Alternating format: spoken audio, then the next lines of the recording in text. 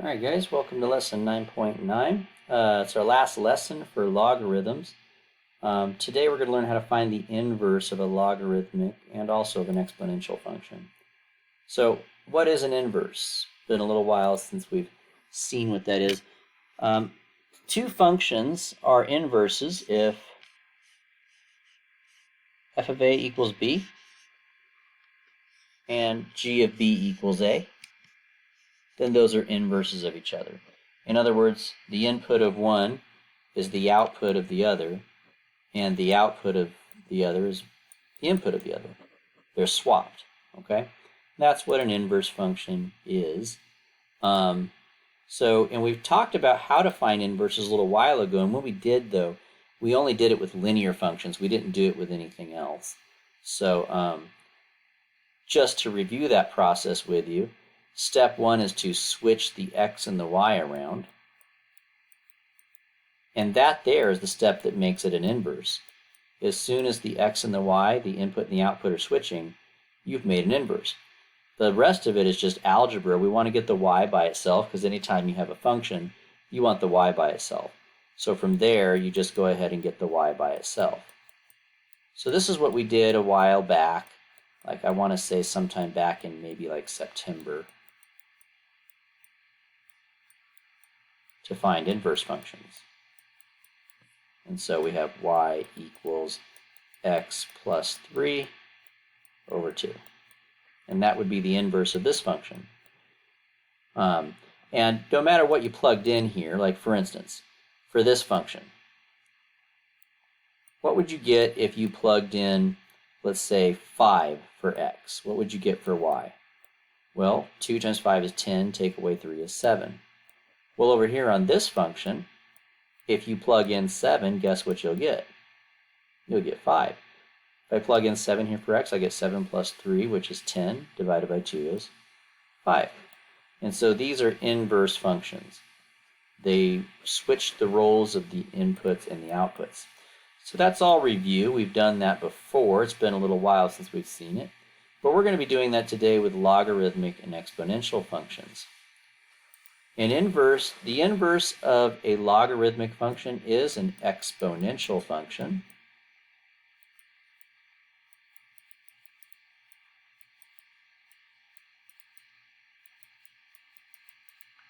And the inverse of an exponential function is a logarithmic function. And we should already know that too, because we kind of talked about that on the very first day I introduced logarithms to you guys. You guys remember if I told you that if 2 to the x power equals y, well then log of the y power equals x. So these are inverses of each other. It just switches the roles of the x's and y's. The input becomes the output and vice versa. So we're going to practice finding inverses today. So let's go ahead and jump into some examples. Now, I'm going to be doing a lot more examples than I usually do. And the reason for that is because there's a lot of different types of problems, and each one of these is a little bit different than the other ones. So I wanted to do a lot of them just to kind of give you guys as many examples as possible so that there's no surprises on the day of the test. So this is going to be our set one. We're going to find the inverses of these log functions here. Set 2 is going to be these ones down here where I try to find the inverses of these exponential functions. Okay, so without any further ado, let's go ahead and get started. I'm going to do 8 problems, and then I'll throw a couple practice problems at you guys so you can practice if you want to. So let's go ahead and begin number 1. All right, so step 1, of course, is to switch the x value and the y value around. Okay. Now what we want to do is we want to get that that y value by itself. So the first thing that I'm going to do is I'm going to subtract 5 on both sides, like so.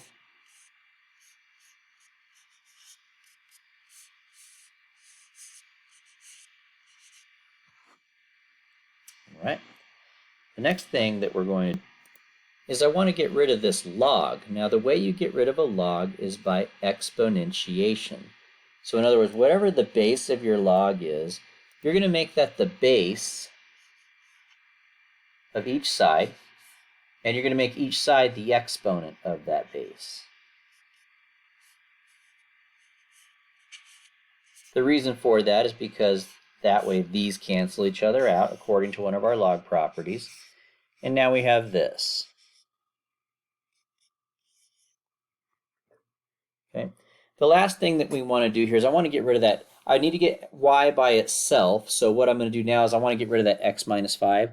So this is kind of a weird thing, but what I'm going to do is I'm going to multiply or raise both sides to the reciprocal power. It's an old little trick we haven't done in a while also. That way x minus 5 and 1 over x minus 5 cancel each other out, and you're left with y equals 2 to the 1 over x minus 5 power. Okay, so there's that one. Let's go ahead and take a look at a second example. Like I said, there's going to be 8 of these, so bear with me. There's just a lot of different types. I want to give you guys as much help as possible. All right, so step 1 is to switch your x and y around. That step will always be the same. Step 2, we want to get y by itself, so the first thing I'm going to do is I'm going to move the 5 over.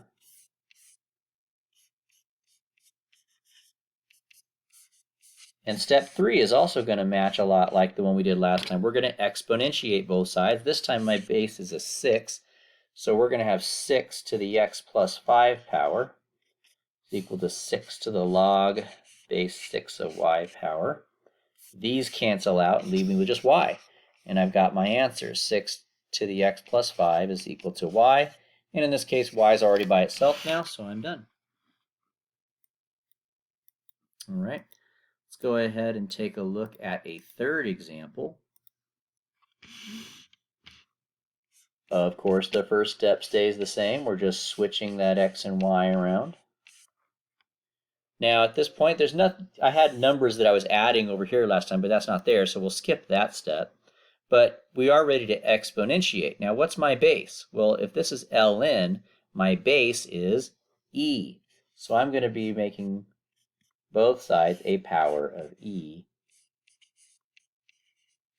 And that way, the e and the ln cancel each other out. And we're left with y minus 5 is equal to e to the x. Final step now, just add this 5 on over, and we're home free. It's e to the x plus 5 is equal to y.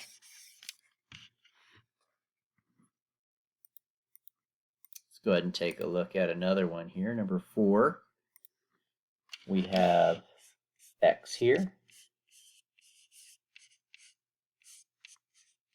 and y here. All right. There's no numbers outside of the log, so I'm not going to add or subtract anything or anything like that. I do want to get rid of this log, though.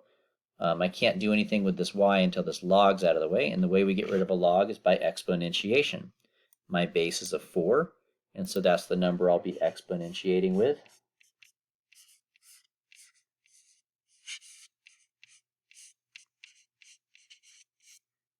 These cancel out.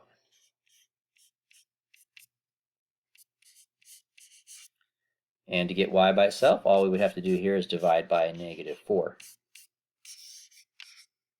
So 4 to the x power over negative 4 is equal to y. And there's my inverse function. All right, let's go ahead and take a look at another.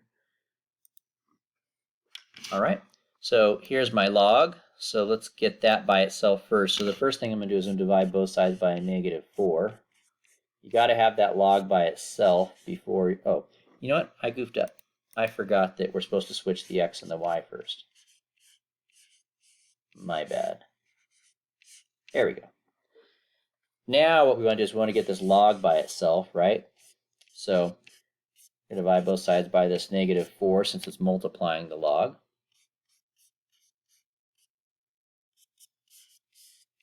And now we got the log by itself, we're going to exponentiate both sides. So I'm going to make both sides a power of 5. So it's going to be 5 to the negative x over 5. I'm sorry, over 4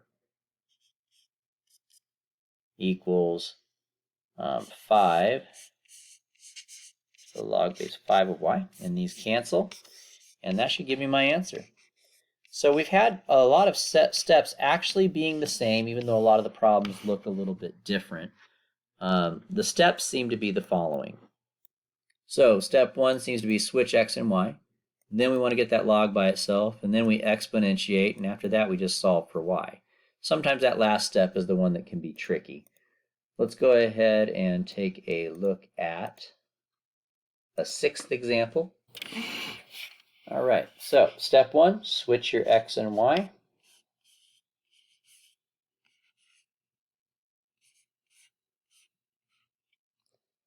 Step 2, get the log by itself, but I already have the log by itself, so there's that. We'll leave that alone. So step 3 is to exponentiate. My base is 5, so that's what I'll be exponentiating with.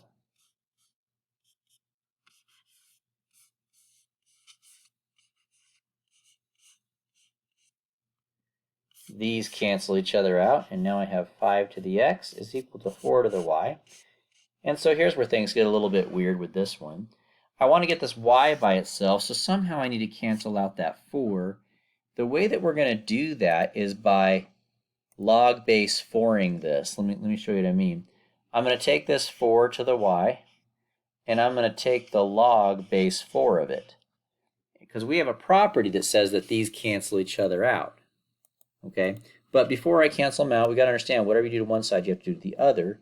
So this one is going to be log base 4 of 5 to the x. Okay, so on the right side, since those are the same, they cancel. On the left side, the 4 and the 5 aren't the same, so they don't cancel. And there's my final answer there. Okay, that was kind of a weird one.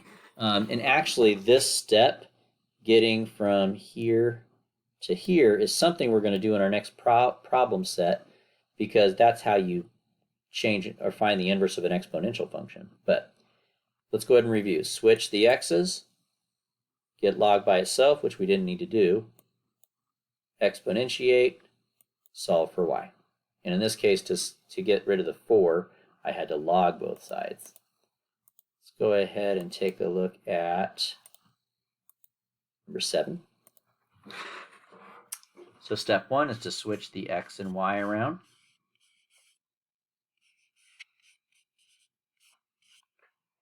Step 2 is to get the log by itself, but it already is.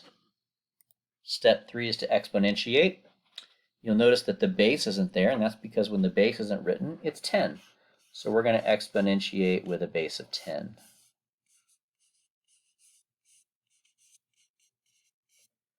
And in this case, these two things cancel each other out. And then all we have to do to solve for y in this case is our last step is minus 2 on both sides, and we have 10 to the x minus 2 equals y. So there's the inverse function. And one more example before I throw some practice problems at you guys. This problem will actually be pretty similar to the last one. So I think I'll skip it. I don't think it's going to really add anything interesting to the mix, so I think I'll skip that one, and I'll just throw some practice problems at you guys here. So here are 4 problems for you guys to try. They should all roughly match one of the examples that I've provided you with. And I think this is probably a good time to mention something that I hadn't clarified before. There is a difference, you guys, between this and this, okay? If there's no parentheses around the x plus 3, then this is the log, okay? But if there are parentheses around both the x and the 3, then the whole thing is considered to be the log. So on number 1 here, for instance, you're going to be getting the log by itself. So after you switch the x and y, the first thing you do is get the 3 out of there because you want to get this log by itself. Whereas if I had given you a problem where there was parentheses on it, that would be more like the very last example I did where the log already is by itself and you need to start by exponentiating. So Go ahead and pause the video, give these a try, and when you unpause it, you will see the solutions. All right, so there's the answers. Now, if you didn't get one of these, I would encourage you to go find in the example problems I did problems that look like these. Like for this one, look for where you had a log with an x and a plus of a number out here. Or this one where you had a number inside the parentheses multiplying the x. Or on this one, a number multiplying the log in the front. Or on this one where the base was the x. So those are good examples to go look at and compare and contrast. But there are the solutions. We're going to go ahead and move on into our second set now. The second set, we're going to be doing the opposite of what we just did. We're going to be finding the inverse of an exponential function instead of finding the inverse of a log function. The steps for finding the exponential inverses will be as follows. So we're going to start by switching the x and y, just like on the last set. Then we want to get the exponential part by itself. The exponential part is the part that has a base and a power on it, so that. So I need to get rid of the 1 there. I'm going to add 1 on both sides here.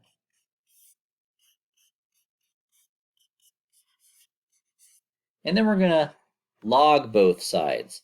And how do you know what the base is going to be? It's whatever the base is on the part that you're trying to get the variable by itself for. So my base is going to be 5. So I'm going to log base 5 the left side of my equation, and I'm going to log base 5 the right side of my equation. And on the right side, since these numbers match, we have a log property that says those cancel out and leave us with y. And there's our inverse. Notice that we started with an exponential function, and its inverse is a log function, right? Because exponential functions and log functions are inverses of each other. Let's take a look at another one here. On this one, we're going to start by switching our x and our y. So I'm going to put the x here. And I'm going to write this. Oh, the y goes up there. There we go. All right. So I want to get that exponential part by itself, which is this 2 to the y. So the first thing I'm going to do is I'm going to multiply both sides by 4. That way those cancel. But I still don't like that negative hanging out there in the front. So I'm going to divide both sides by a -1 now. Which gives me -4x is equal to 2 to the y. All right, so I've got my exponential part by itself. Now I'm going to log both sides with a base of 2.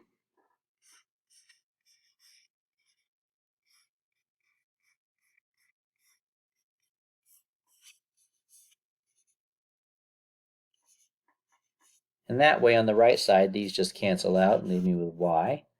And on the left side, we have log base 2 of -4x. Now, some of you guys might be thinking, Mr. Bailey, I thought we weren't supposed to have negatives inside the logs. Well, notice this -4 has an x next to it. So if x is negative, that will cancel this negative out. And we would actually have a positive, right? So long as there's an x there, it's possible for this to be allowed, so we'll leave it. But there we go. There's our inverse of that one. Let's go ahead and take a look at another example. This one's kind of strange looking. Let's go ahead and begin by switching, of course, the x and the y. That's our official inverse step there. The next thing we're going to do is what we've always done when we saw these radicals. We don't like them, so we change them into exponential form. It's going to be 5 to the y over 3 power. All right, now I'm going to rewrite this a little bit. This is a little sneaky move. I'm going to write it like this. Now, why is that allowed? Well, because, write that 3 again. Why am I allowed to write this like this? Why am I allowed to do that? Well, because when you have a fraction raised to a power, this power applies to the top and to the bottom. Now, there's no problem with applying to bottom, right? That's what it had. But why am I allowed to apply this power to the top? Well, because no matter what power you raise 1 to, it's always 1. So really, technically, you could think of this as 1 to the y over 3 also. So what I do then is I'm just going to write it like this whenever you have that. So if you ever have your y, your 5y to 5 to the y over 3 power, just write it as the fraction to that power. All right, so there's that. Now we actually have switched our x's and y's, and now we've got the exponential part by itself, right? I've got my something raised to a power. Now I'm ready to log both sides, and in this case my base is a 1/5. So it's going to be log 1/5 x equals log 1/5 y over 3. Okay? Oops, that's not correct. Actually, it's log 1/5 to the y over 3.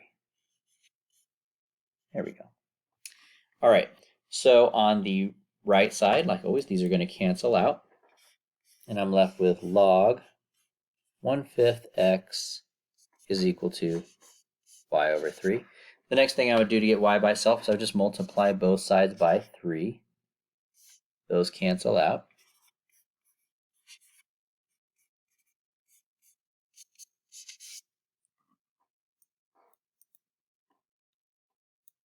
And this answer looks good enough to me. However, I noticed something kind of interesting when I was looking at the answer key for this. So you guys can see my answers down here on the right, but look at what the computer has written as the answer. Now, why is that? They're almost exactly the same. It's just that instead of the 3 being in the front, they put the 3 up here as a power of x. Well, because you can. There's a log property that says you can. So sometimes I've noticed this software sometimes does that and sometimes it doesn't. So you just kind of have to be aware of your properties and look at your options to know which one to go with. So, but there's our answer there. Let's go ahead and move on to one more. I probably shouldn't have said one more. I think there's a couple more. Let's see, 12, 13, 14, 15, 16. Okay, so we're going up to 16 here, just so you guys know. All right, but let's go back to 12. Okay, so step 1 is to switch the x and the y.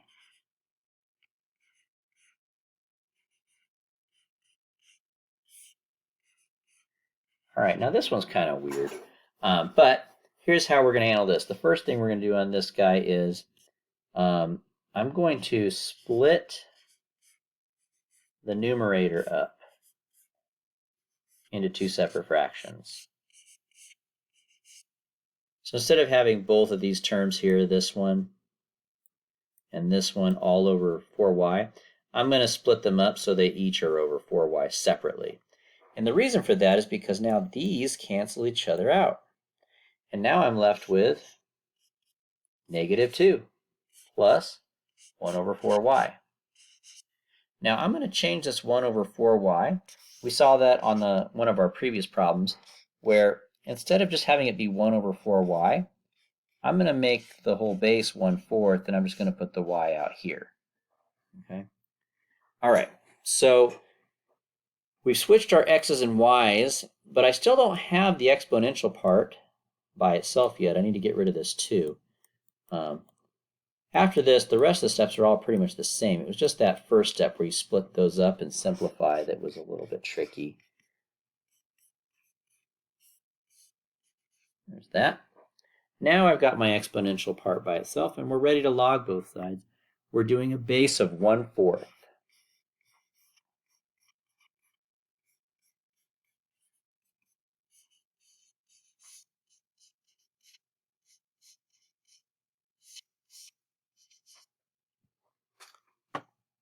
All right.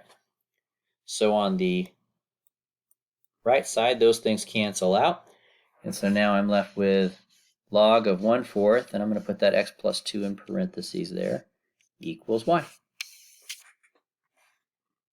You might wonder, why did you put it in parentheses, Mr. Bailey? Well, because remember I talked about how there's a difference between if there's parentheses or no? I should have put parentheses here because when I log 1/4, I logged the entire side. So everything here is inside the log. So that includes the 2. If I don't have those parentheses, that means I'm only logging the x and not the plus 2. So you want to make sure you include that.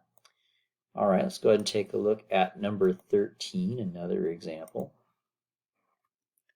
All right, step 1 is to switch your x and y, of course. Step 2, get the exponential part by itself. I already have that, so we could skip step 2. And we can move into step 3, which is to log both sides with a base of 4 this time. That way, on the right side, the log 4 and 4 cancels out.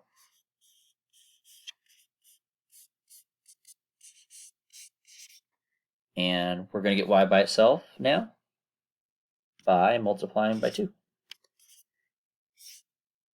And so that leaves me with 2 log 4x. And although this is a totally acceptable answer, I think they're going to do on this what they did last time, which is where if they have this number here, they're going to make it a power.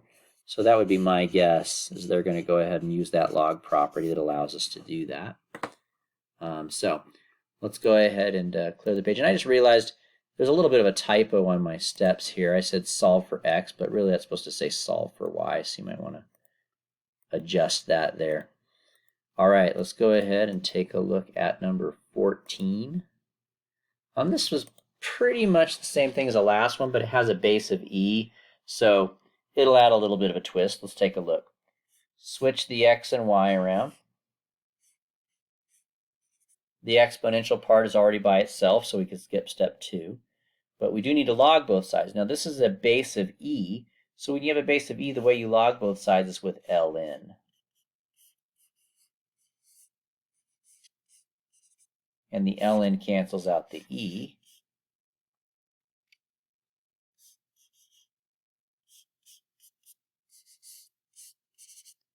And I think we're going to multiply by 3 on both sides. And then we're going to make that 3 become a power. So we're left with ln of x to the 3rd power equals y. And there would be our inverse function there.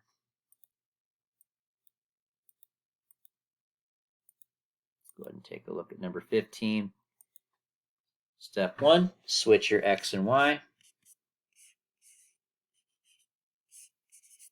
Step 2, get the exponential part by itself. So I'm going to multiply both sides by 3. Step 3, we want to log both sides to cancel out this base of 10. So I'm going to log base 10 on both sides. And when you write a log base 10, you don't actually write the base, you just write log. So that's what I'm going to do there. And on the right side, log cancels out 10. So I have log 3x equals y. And that's the end of that. And I would put parentheses on there. With multiplication, you don't necessarily have to. It's only with addition. But in this case, can't hurt. Let's go ahead and do our last example, and then I'll throw some practices your way. Number 16. All right. So let's see here. Let's switch our x and y around.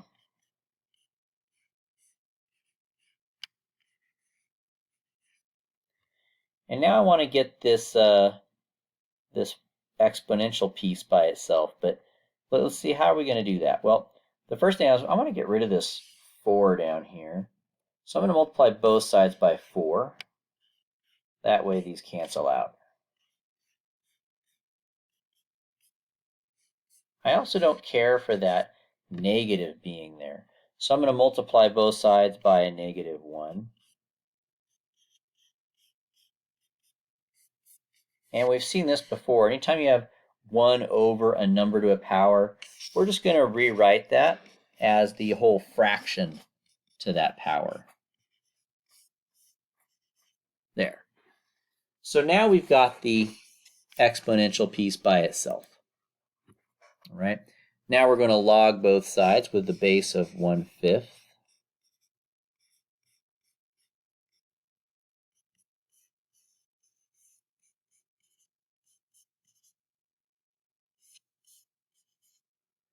And on the right side, the log 1/5 cancels out the 1/5.